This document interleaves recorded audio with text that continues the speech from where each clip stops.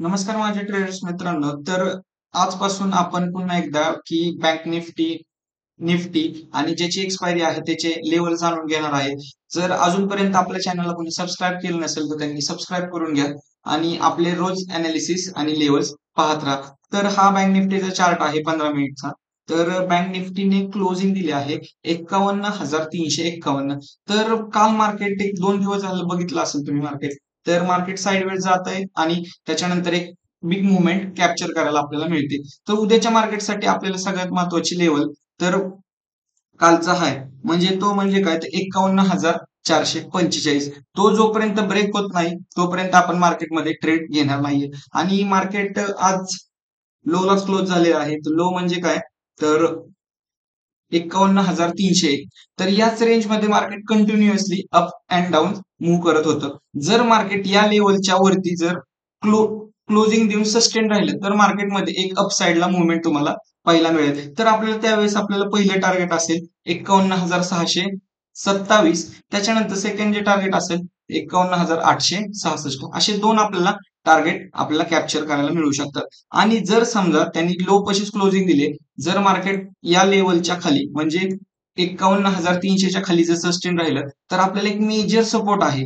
तो सपोर्ट म्हणजे 51,000. 51,000 जर ब्रेक झाला तर आपल्याला एक शार्प मुवमेंट कॅप्चर करायला मिळू शकते. आणि दुसरं जे टार्गेट असणार आहे ते आपल्याला असणार आहे 50,782. असे आपल्याला 3 लेवल्स आपल्याला अप आणि डाऊन साठी आहेत. तर आपण बघूया की आता निफ्टीमध्ये काय लेवल्स पाहायला मिळतात. तर हा निफ्टीचा चार्ट आहे.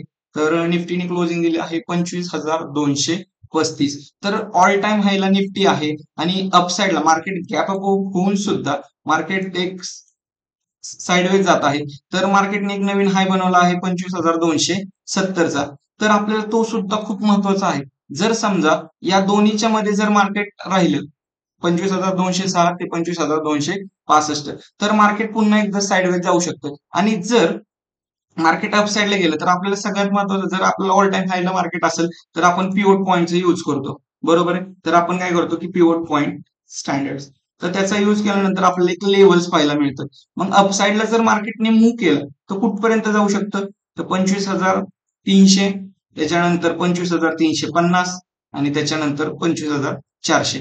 या आपल्याला अपसाइडला लेवल्स बघायला मिळतील. पण जर या लेवलचा आपल्याला 25,200 जर आपल्याला डाऊन साईडला ब्रेक झालं आणि मार्केट सस्टेन झालं तर पहिलं टार्गेट असणार आहे आपल्याला की 25,123. आणि सेकंड जे टार्गेट असणार आहे ते आपल्याला एक क्रुशियल लेवल एक सपोर्ट घेऊन मार्केट कंटिन्युअसली तिथून वरती जात आहे ते म्हणजे काय तर 25,000 ची लेवल. अशा आपल्याला एक 3 लेवल्स उद्यासाठी महत्वाच्या आहेत. तर आणि सोमवारी मिड कॅप निफ्टीची पण एक्सपायरी आहे.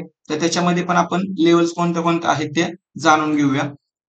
तर मिड कॅप निफ्टी तर त्यांनी क्लोजिंग दिली आहे 13,163. उद्या आपल्याला मार्केटमध्ये मिड कॅप निफ्टी मध्ये एक चांगली मुवमेंट पाहायला भेटेल. सगळ्यात महत्वाचं म्हणजे काय तर आपण डे हाय आणि डे लो हे दोन्ही पण मार्क करून घेतलं पाहिजे. त्याच्यानंतर आता मार्केट जे क्लोजिंग दिलेलं आहे बरोबर 13,170 हा एक सपोर्ट बनवून मार्केट कंटिन्युअसली तिथून अपसाइडला आपल्याला जायला बघत आहे. अपसाइड कंटिन्यू तिथून टच करून कंटिन्यू मार्केट अपसाइडला.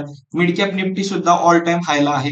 तर जर मार्केट 13,600-160च्या खाली जर क्लोजिंग मिळाली तर 13,115, त्याच्यानंतर दुसरं जे टार्गेट असेल आपलं ते आपल्याला टार्गेट असणार आहे 13,089. आणि थर्ड जे टार्गेट असणार आहे आपल्याला ते असणार आहे 13,061. आणि जर मार्केट अपसाइडला गेले तर आपण पिव्होट पॉईंटचा यूज करणार आहे 15 मिनिट टाइम फ्रेमला. तर अपसाइडला टार्गेट असणार आहे आपलं 13,200. तर त्याच्यानंतर 13,226 आणि त्याच्यानंतर 13,245. आणि अजूनपर्यंत आपल्या चॅनलला जर कोणी सबस्क्राईब केलं नसेल तर त्यांनी सबस्क्राईब करून घ्या आणि सगळ्यांनी सेफ ट्रेडिंग करा आणि भरपूर प्रॉफिट कमवा. थँक्यू.